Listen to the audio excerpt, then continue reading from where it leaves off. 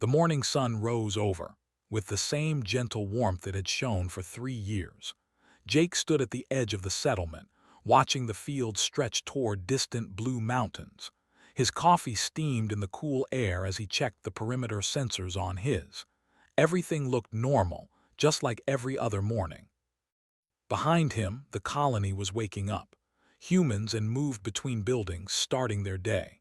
They were easy to spot with their tall, lean bodies covered in soft gray fur.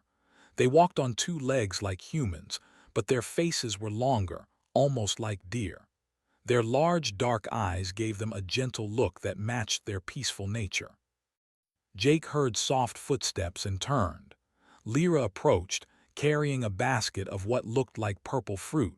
She was one of the teachers, responsible for educating the young ones at the learning center.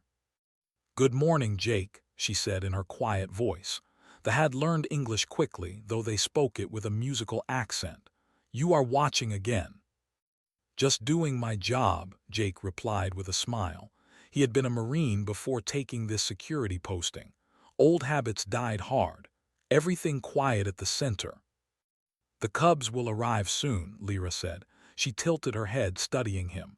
"You always seem worried. We have been safe here for so long." Jake shrugged. "That's because people like me worry, keeps everyone else from having to." Lyra made a soft sound that was almost like a sigh. "Your species is strange to us. You carry weapons. You watch for danger. They have never had warriors. We have never needed them until we left our world and met others in the stars." "And that's why we're here," Jake said. "Someone has to watch out for the good people in the galaxy." "We are grateful," Lyra said simply. She touched his arm briefly, a gesture of friendship among her people. "The cubs love your stories. Will you visit today?" "Wouldn't miss it," Jake promised. Lyra smiled and walked toward the learning center, her basket swinging. Jake watched her go, then turned back to his sensors. Still nothing. But that didn't mean he could relax. An hour later, Jake made his rounds through the settlement. He stopped at the engineering station where Danny Price was working on one of the shield generators. Danny was younger than Jake, maybe 25, with grease already smeared on his hands. "How's it looking?" Jake asked. Danny glanced up from his work. "Shields are at full power, though I'm not sure why we need them. Nothing dangerous has come within 10 light years of this place." "Better to have them and not need them," Jake said. "Spoken like a Marine," Danny laughed. He pulled up a screen on his. "Though I did get some weird readings last night on the long-range sensors. Probably just cosmic noise, but I flagged it anyway."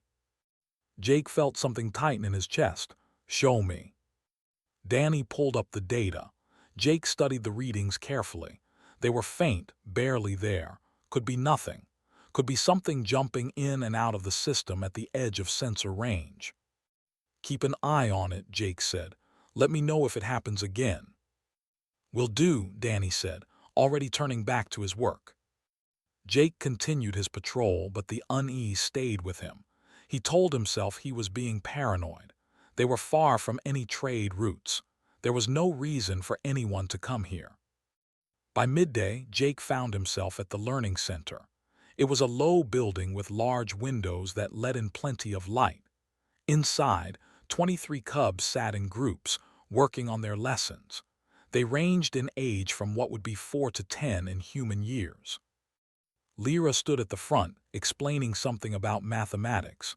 When she saw Jake at the door, she gestured for him to enter. The cubs immediately stopped their work and turned to look at him. Several made excited chirping sounds. "Cubs, we have a visitor," Lyra said. A small cub named Myra jumped up and ran to Jake. She barely came up to his waist.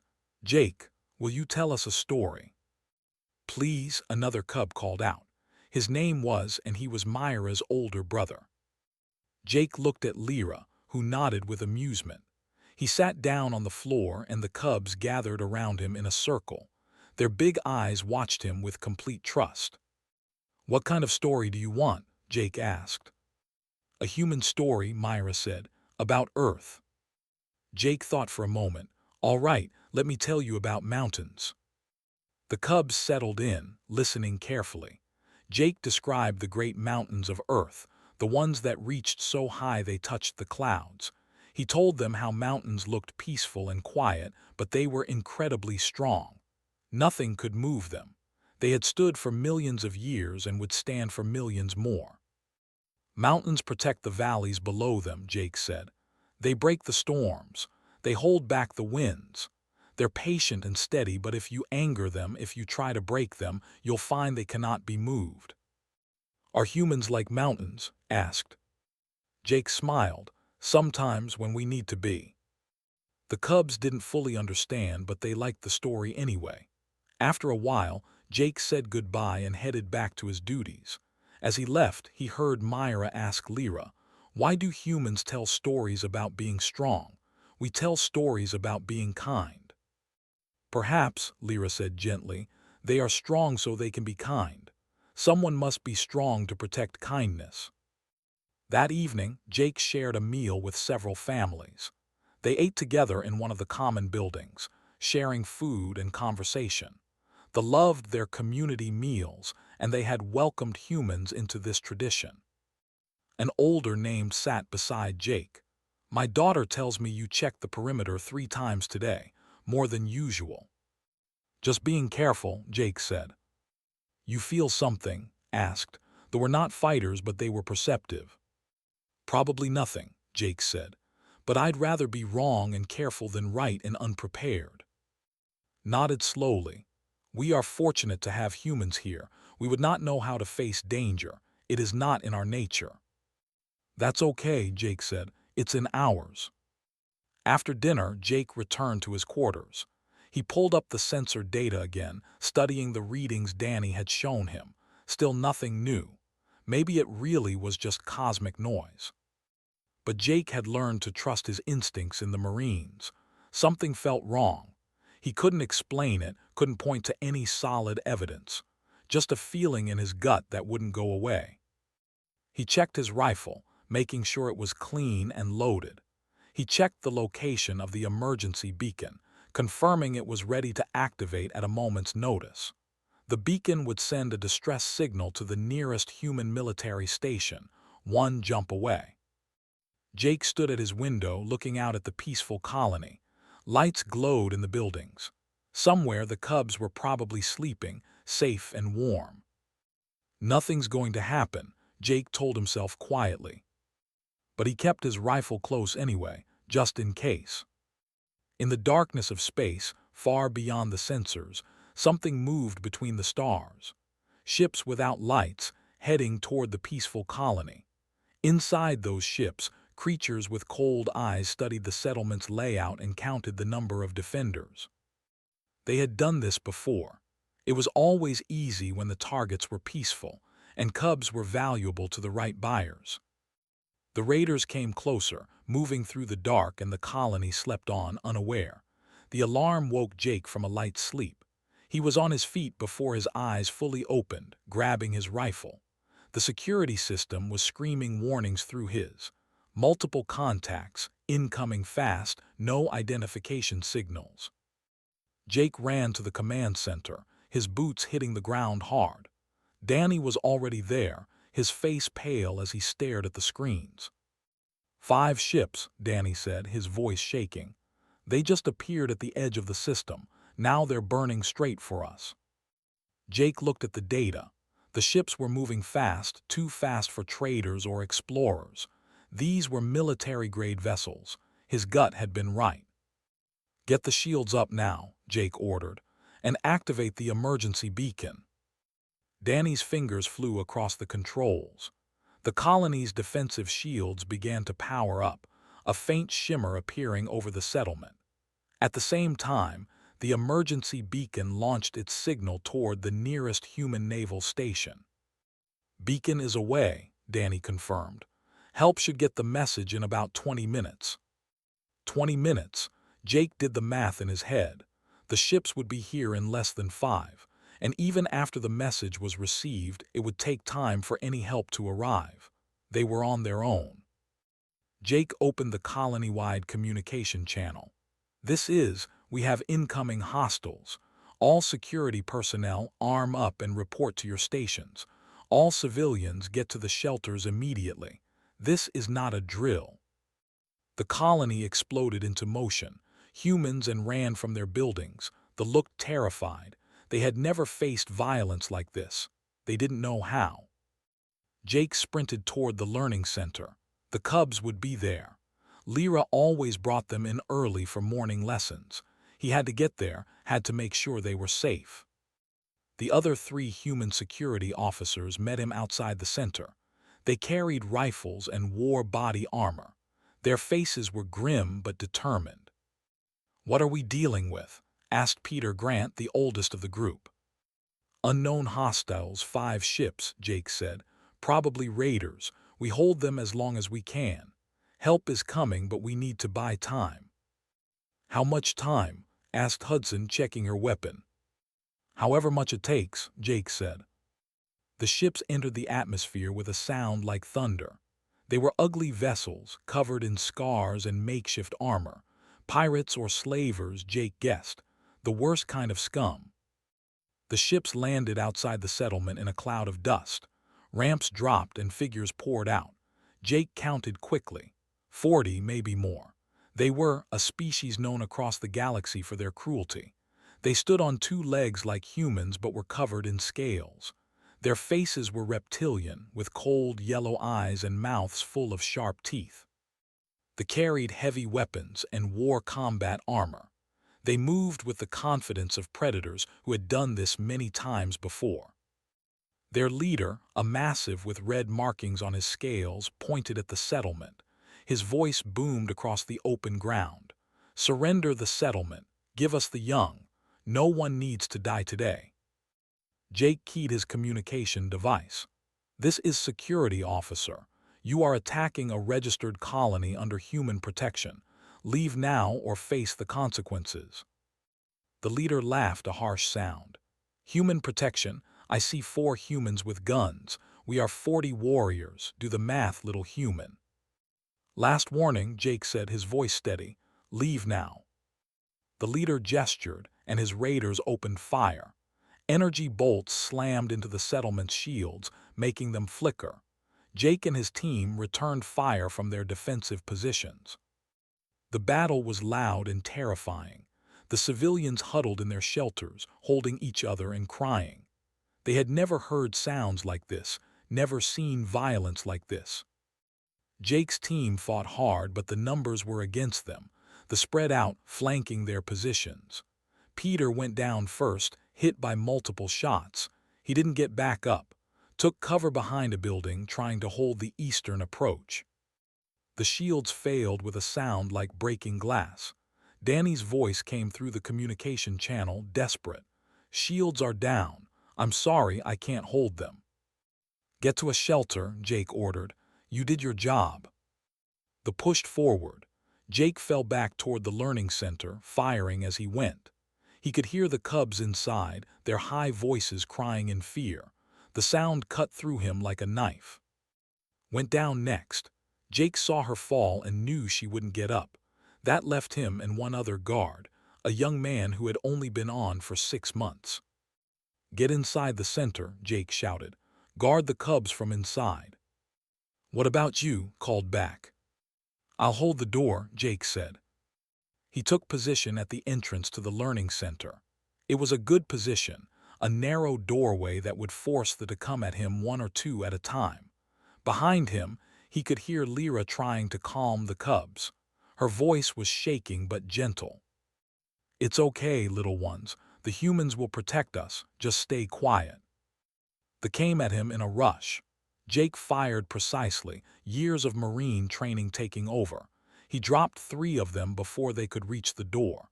The others hesitated, reassessing.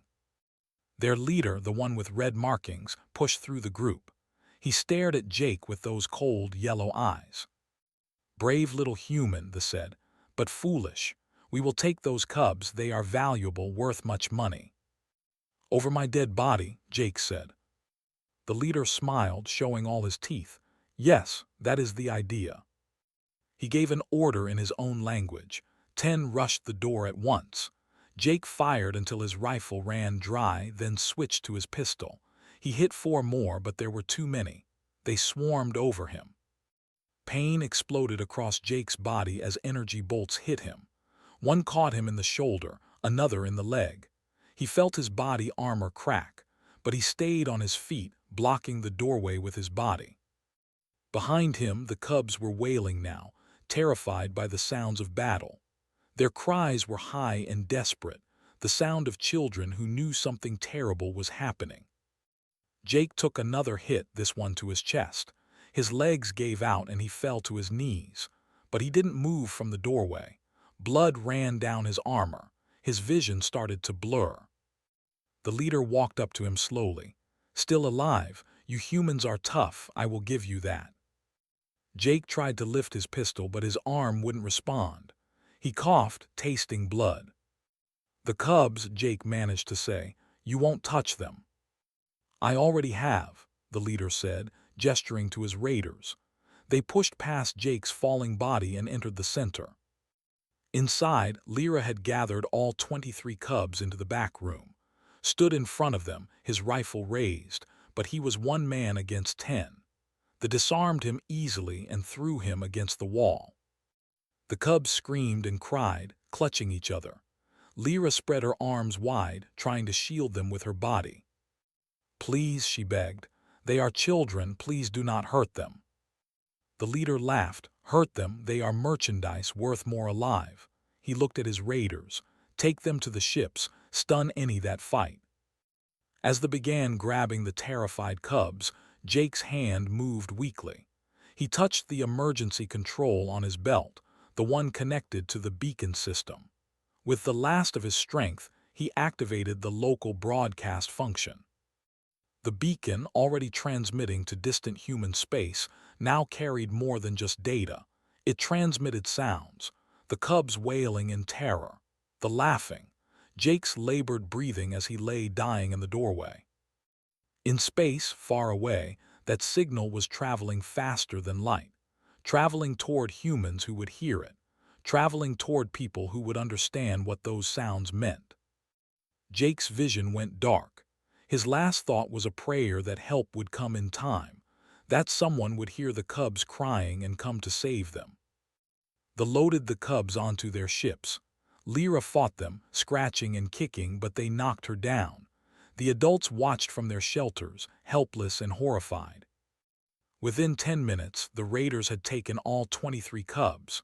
They left Jake bleeding in the doorway, unconscious against the wall, and the settlement in ruins. As the ships lifted off, the leader contacted his buyers. "We have the merchandise, cubs, excellent condition, payment on delivery." He didn't know that his easy raid had just started something he couldn't imagine. He didn't know that the signal traveling through space would reach ears that would not forget, would not forgive. He didn't know that he had just made the worst mistake of his life.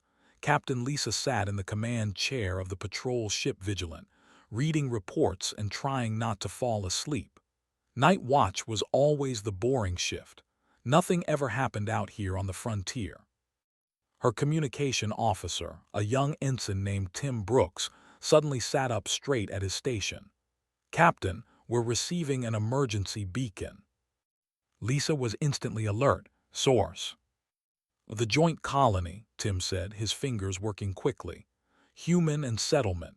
The signal is tagged Priority Alpha."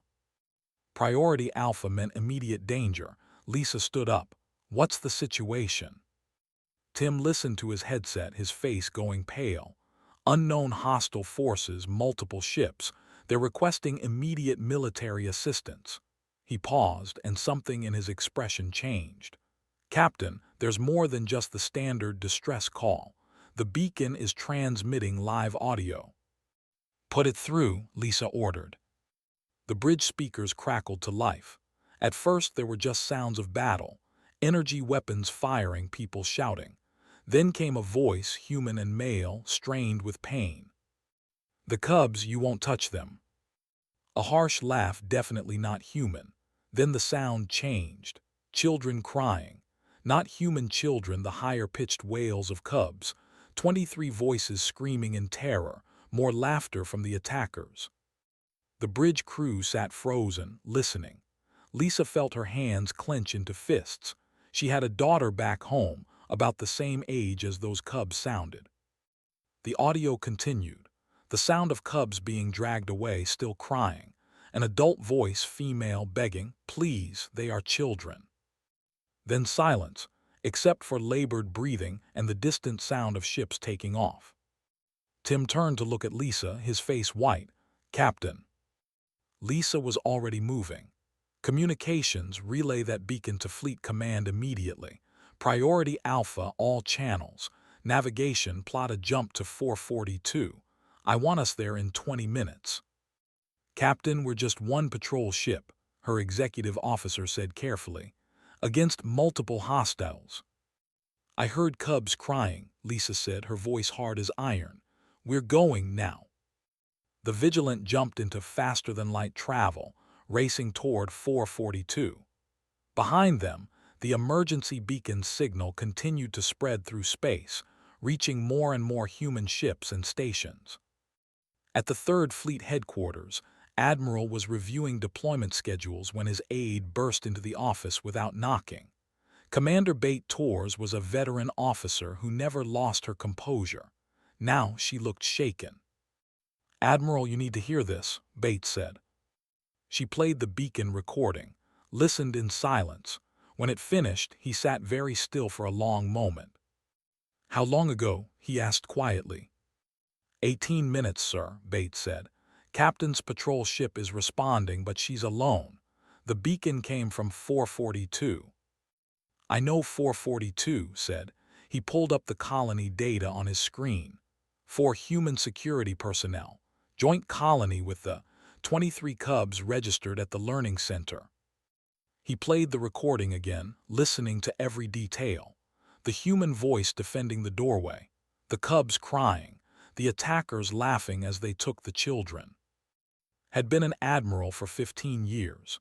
He had commanded fleets in 3 major conflicts. He had made thousands of tactical decisions, always weighing costs and benefits, always thinking about the bigger picture. This time he didn't think at all, he just acted. Bates sent out fleet-wide alert. Every ship that can fly, I want them ready to jump in 30 minutes. Every Marine, every pilot, every support vessel. All of them. Bates stared at him. Sir, that's the entire Third Fleet, 47 warships. That's enough force to flatten a fortress world. Good, said flatly, make it happen. Admiral, shouldn't we wait for authorization from High Command? Deploying the entire fleet without orders. Cut her off. There's a human down defending children. Those children are crying for help. I don't need orders to answer that call. Anyone in High Command who disagrees can relieve me when I get back. Now move. Bates saluted and ran from the office. Within minutes, alarms rang through every ship and station in the fleet. Crews raced to their stations. Marines grabbed their gear and headed for transport ships. In the barracks, Private heard the alarm and jumped out of his bunk. Around him, other Marines were doing the same, pulling on armor and checking weapons. What's going on? Someone shouted. The intercom crackled. All personnel combat deployment. We have a situation at 442.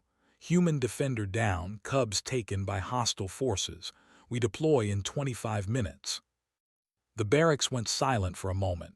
Then everyone moved faster, had never seen the unit prepare so quickly. There was no joking, no complaining, just grim, focused purpose. His squad leader, Sergeant Alice Park, walked through the barracks. Listen up. I know you all heard the basics. Here's what matters. One of ours made a stand protecting kids. He fell doing it. Those kids are still in danger. We're going to get them back. How many hostiles? Someone asked. Don't know, don't care, Alice said. Could be 10, could be 100, doesn't matter. We're bringing those cubs home. Checked his rifle for the 3rd time. He was young, only 22, and had never seen real combat. He was nervous, but when he thought about those cubs crying, the nervousness turned into something else, something cold and determined. On the bridge of the flagship Resolute watched as his fleet assembled. 47 warships of various sizes, 12,000 Marines, support vessels, medical ships, transport craft. It was a massive force, the kind usually reserved for major military operations. Bate approached him quietly. "Admiral, I'm getting questions from the other captains. They want to know the tactical situation, force disposition of the enemy, strategic objectives." "Tell them we're going to get some children back," said. "That's the only objective that matters." "Sir, with respect, we're bringing enough firepower to start a war, for one colony." Turned to look at her. "You have kids, Bate?" She blinked at the question. "Yes, sir, 2 boys." "If they were crying for help, how many ships would you bring?" Bate was quiet for a moment, then she nodded. "Every ship I could find, sir." "Then you understand," said. He addressed the bridge crew. "I want you all to listen to something." He played the beacon recording one more time. The entire bridge crew heard it. Heard Jake's last stand. Heard the cubs wailing. Heard the attackers laughing. When it finished, spoke quietly. "That's why we're going. Not for territory, not for politics. Because there's a human down and cubs are crying. Because those bastards thought they could hurt children under our protection and walk away. They're going to learn different." The fleet finished assembling. 47 warships holding position, ready to jump. Down in the transport bays, 12,000 Marines waited in their drop pods. Medical teams prepared surgical facilities. Engineers checked weapons systems one last time. Opened a fleet-wide channel. "This is Admiral. By now you've all heard the beacon. You know what happened at 442. You know why we're going." He paused. "The hostiles think this is over. They think they won. They took what they wanted and left. They're wrong. They touched children under human protection. They hurt one of our people who stood in their way. That's not something we forgive. That's not something we forget. When we get there, we're going to show them what it means to anger humans. We're going to show them what happens when you make mountains move. All ships, prepare to jump." The navigation officer counted down. "Jump in 10 seconds. 5, 4, 3, 2, 1, jump." Space twisted, and 47 warships vanished from normal space.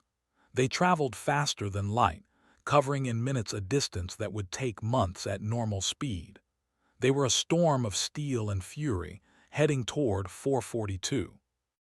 At the colony, the raiders had settled in.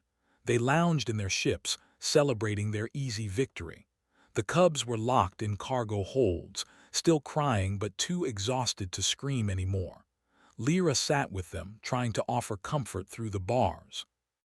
The leader, whose name was, contacted his buyers again. "We will arrive at the meeting point in 2 hours. Have our payment ready." He was thinking about what he would buy with his share of the money.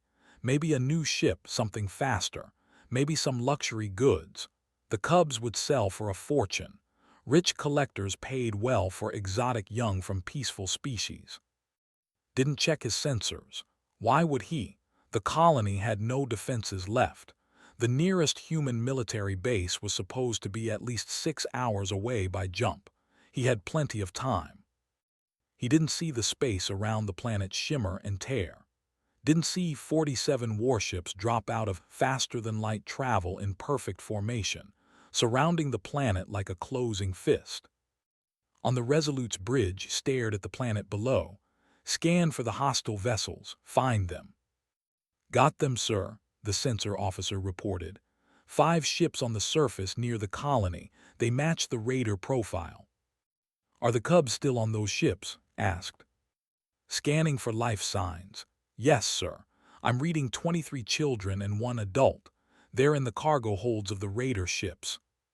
His expression didn't change, but his hands gripped the armrests of his chair. "Open a channel to those ships. Let's have a conversation." Was drinking something strong and celebrating with his crew when the communication system beeped. He ignored it at first, probably just local traffic or automated messages. The beeping continued, more insistent. With an annoyed growl, activated the screen. His celebration stopped cold. The display showed the space around 442.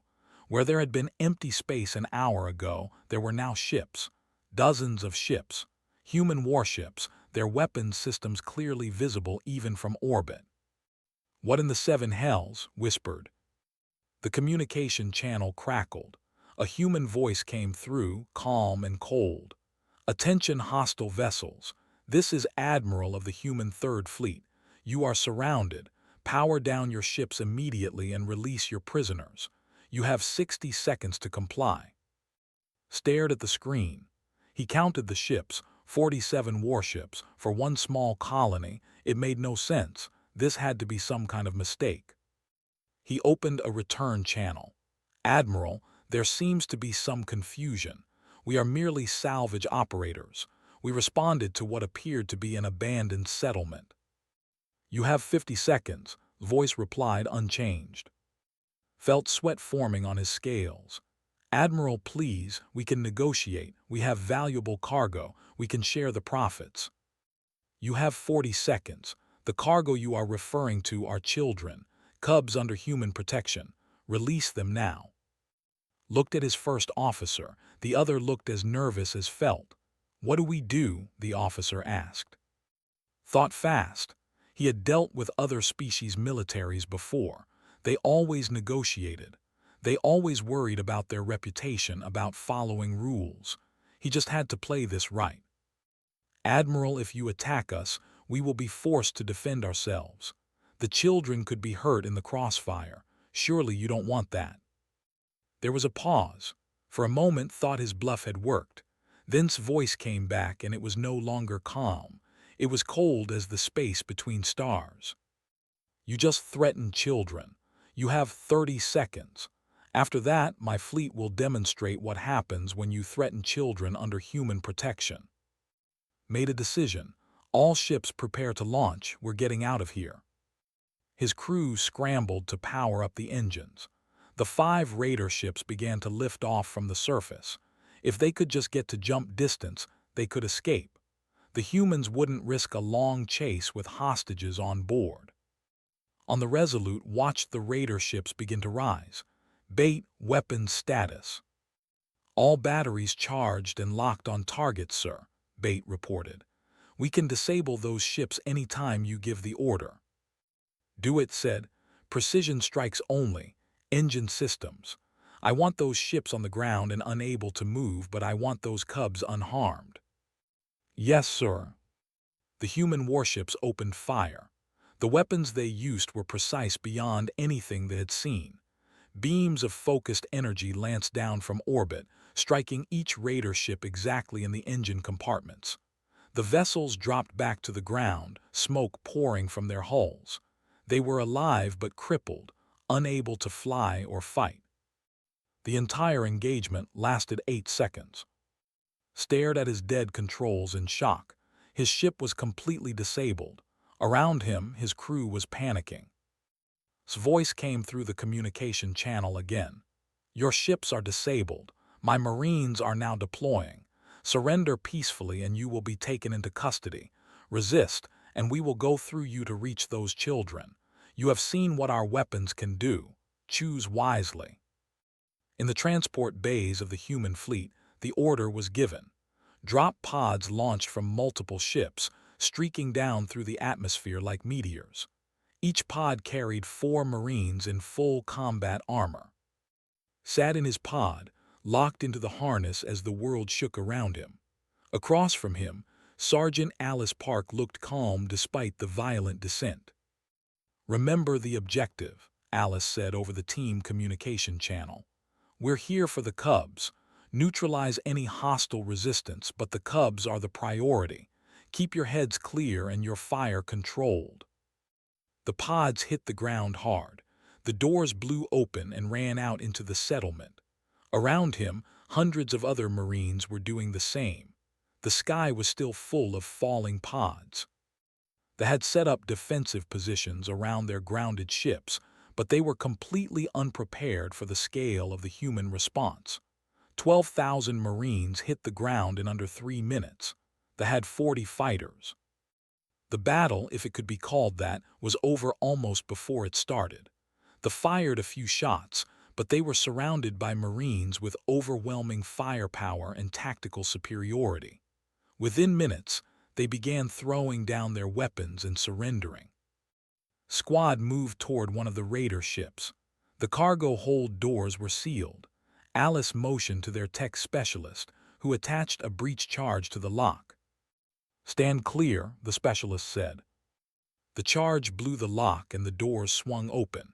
Inside the dark hold could hear crying. His squad turned on their helmet lights and moved in carefully.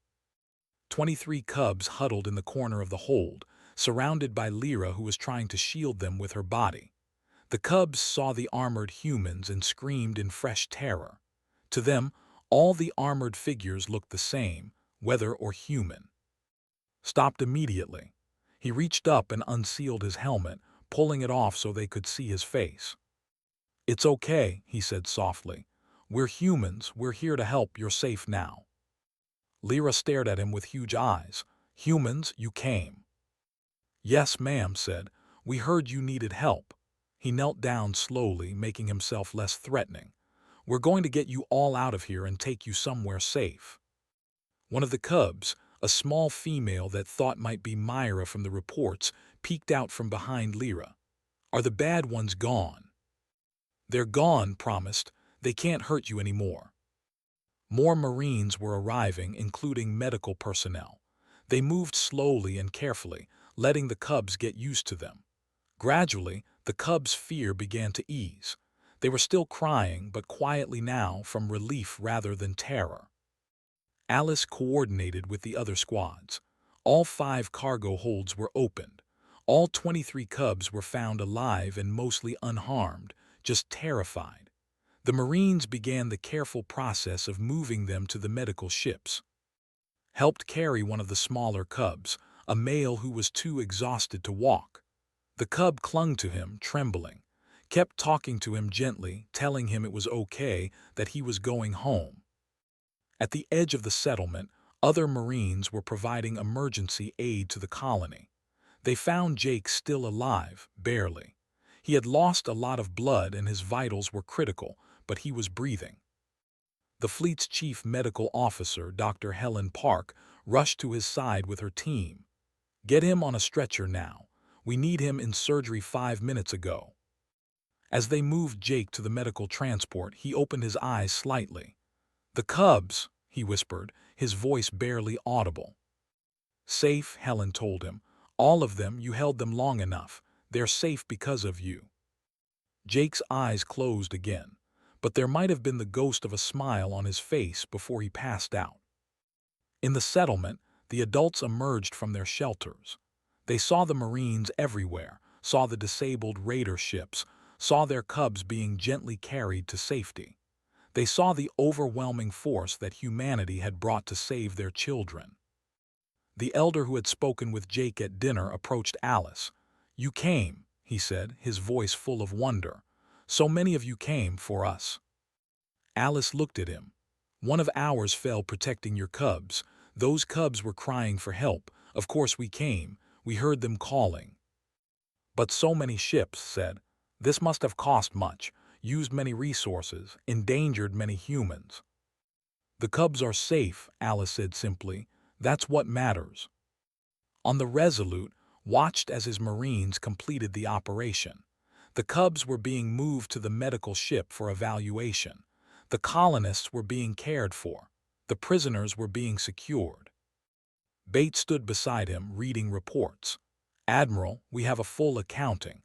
All 23 cubs recovered safely. The teacher, Lyra, is unharmed. The colonists suffered no fatalities among the human casualties. 2 security personnel killed in the initial attack, 1 critical condition being transported to surgical facility now." "The one in critical condition?" asked Security Officer Jake. "He's the one who made the stand at the learning center.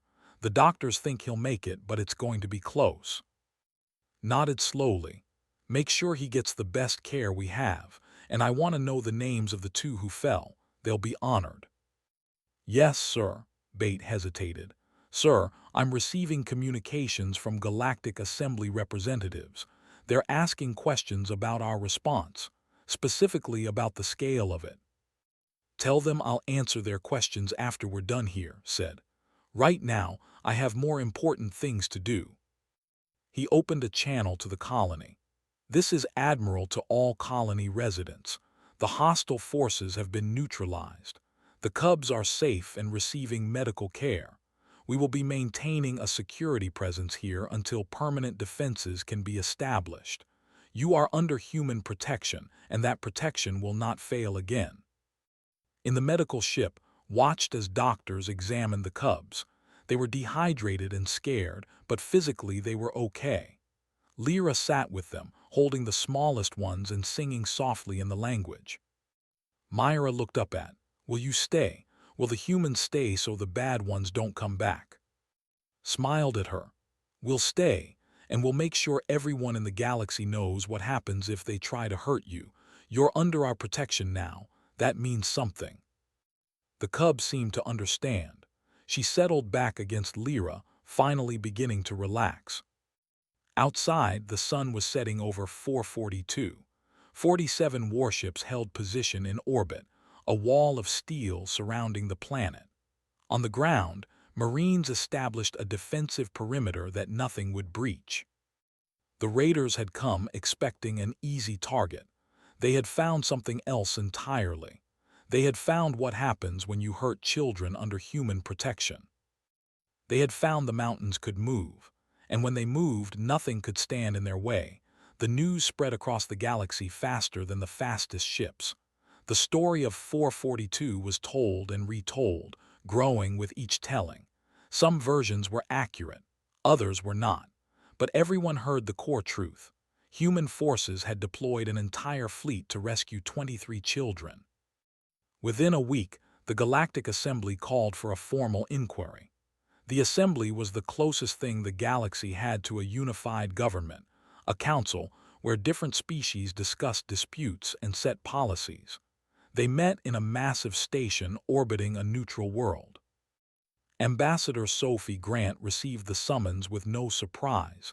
She had expected this. She gathered her files and prepared for the hearing, knowing it would not be friendly. The assembly chamber was a huge circular room with seats rising in tiers. Representatives from 47 different species sat in those seats, representing hundreds of worlds.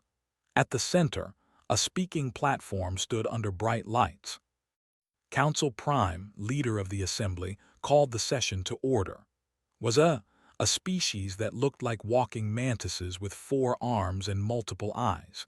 His voice carried clearly through the chamber. "We gather to discuss the human military action at 442.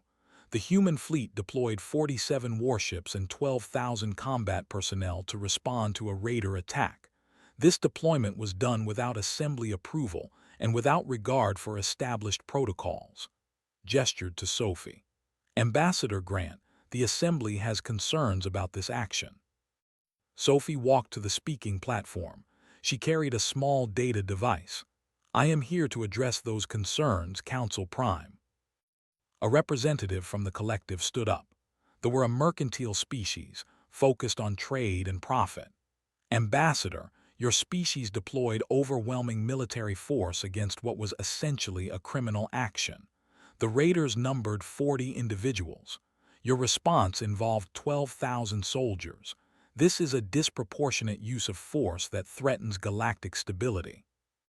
Another representative, a diplomat, added their voice.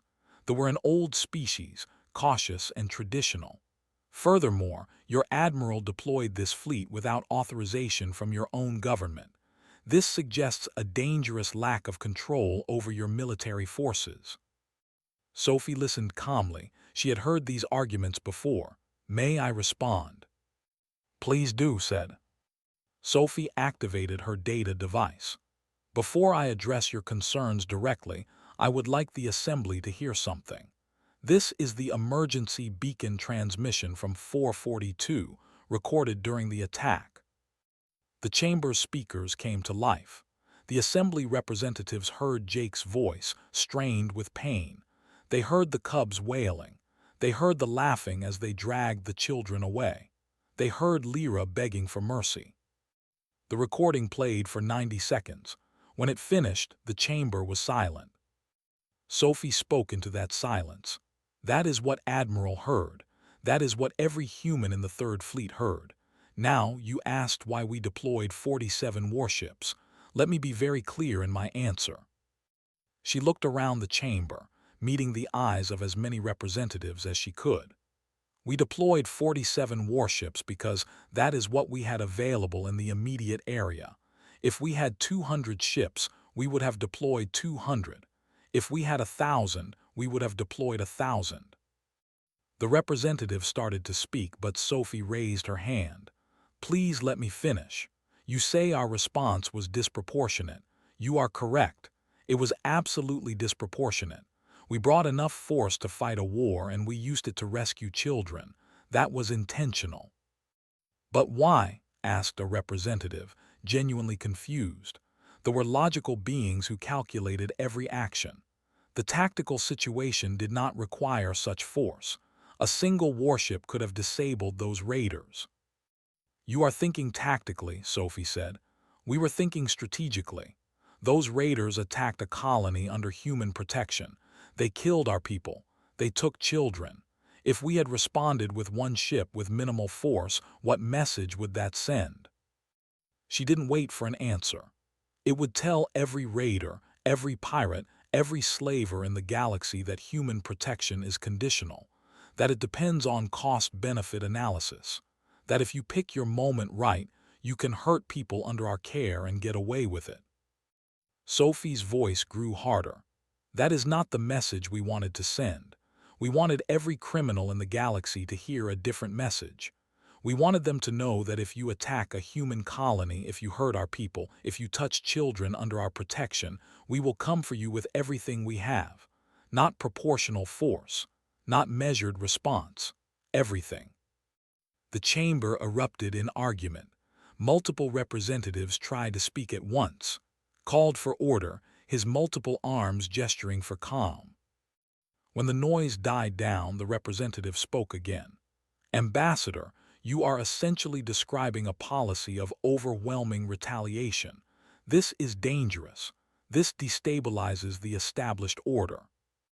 Does it? Sophie asked. Let me tell you what has happened in the week since 442. Raider activity along the frontier has dropped by 60%. 3 known slaving operations have shut down completely. Pirates are actively avoiding systems with human presence. How exactly is that destabilizing? A representative stood up. It was the first time they had spoken in the hearing. Their voice was quiet but clear. May I speak? Of course, said. The representative walked to the speaking platform. His name was, and he had been a diplomat for 20 years. I have listened to this debate with great interest. The Assembly speaks of proportionality, of established protocols, of proper procedure. These are good principles, but I would like to share the perspective. He paused, gathering his thoughts. My species has no warriors. We have never had warriors. For thousands of years, this was not a problem. We lived on our world in peace. Then we developed space travel and discovered the galaxy.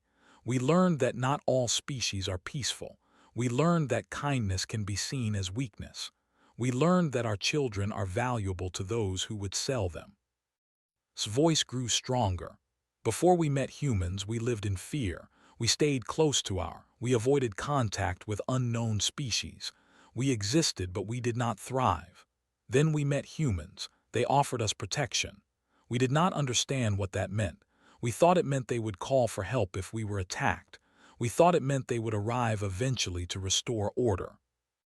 He looked around the chamber. We were wrong.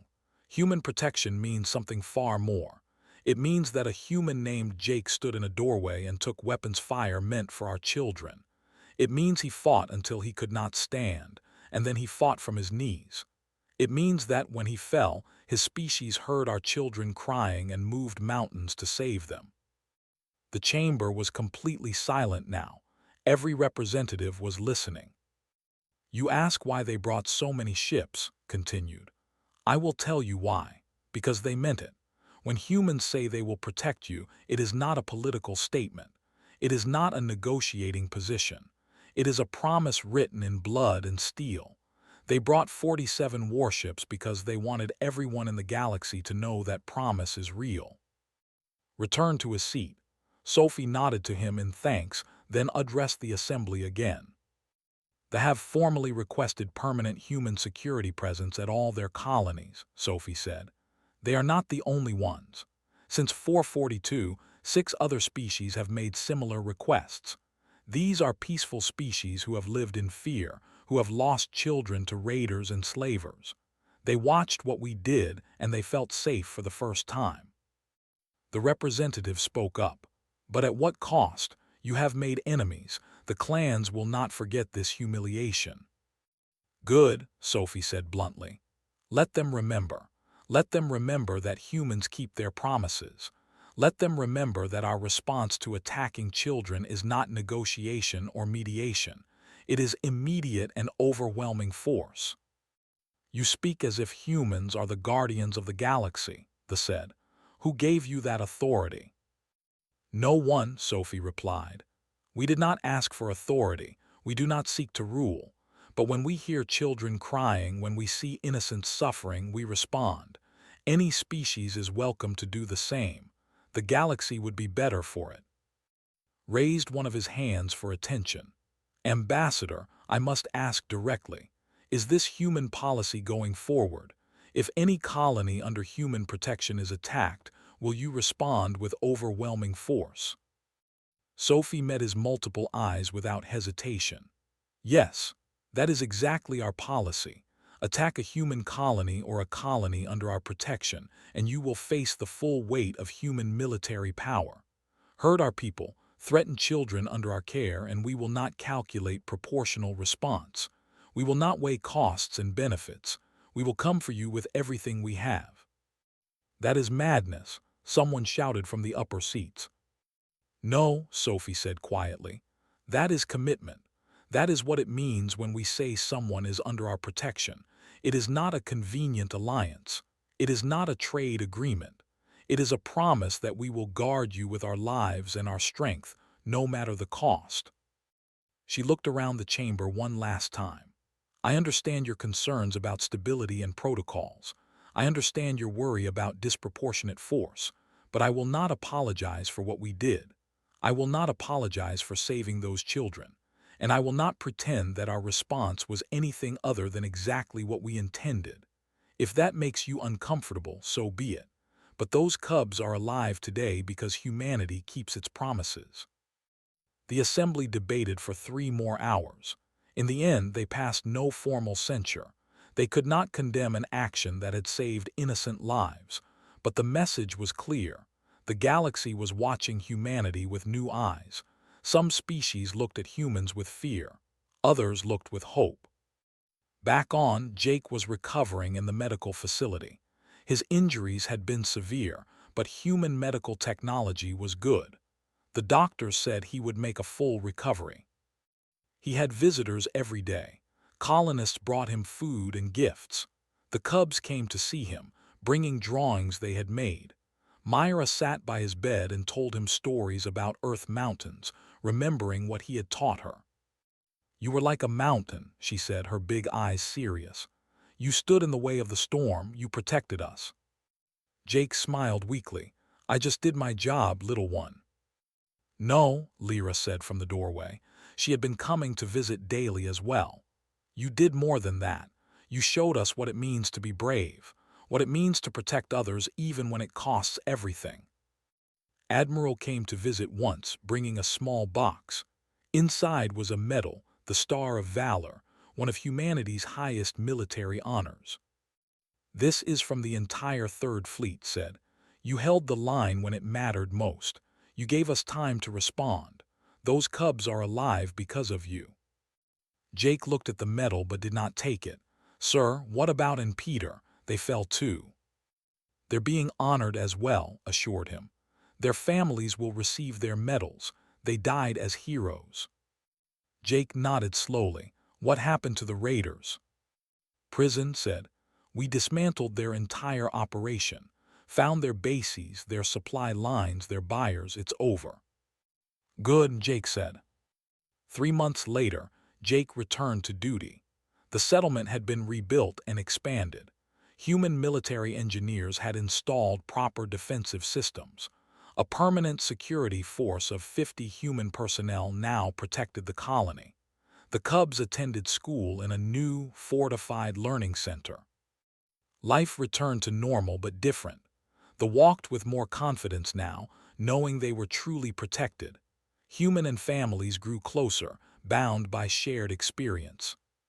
In the darker corners of the galaxy, in the places where criminals gathered and planned their raids, the story of 442 was told in hushed voices.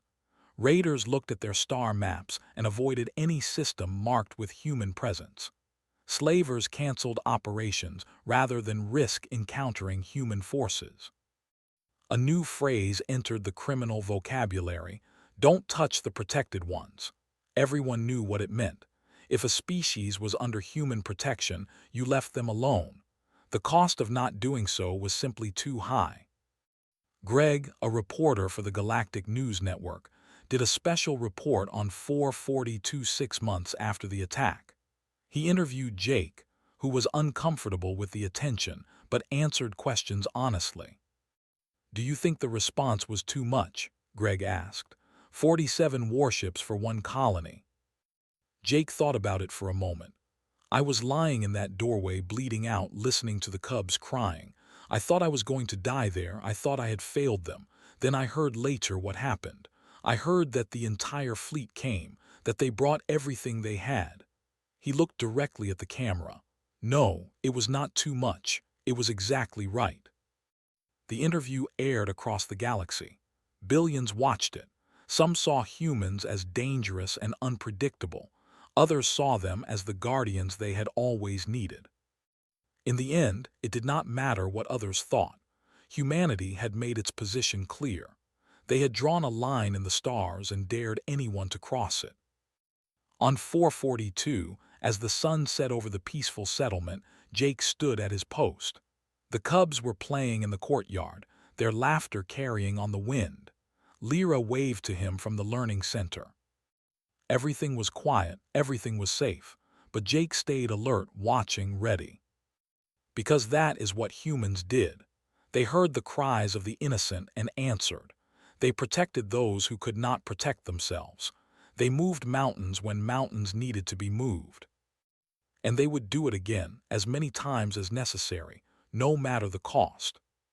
The Cubs played on in the fading light, safe and free, guarded by mountains that would never fall.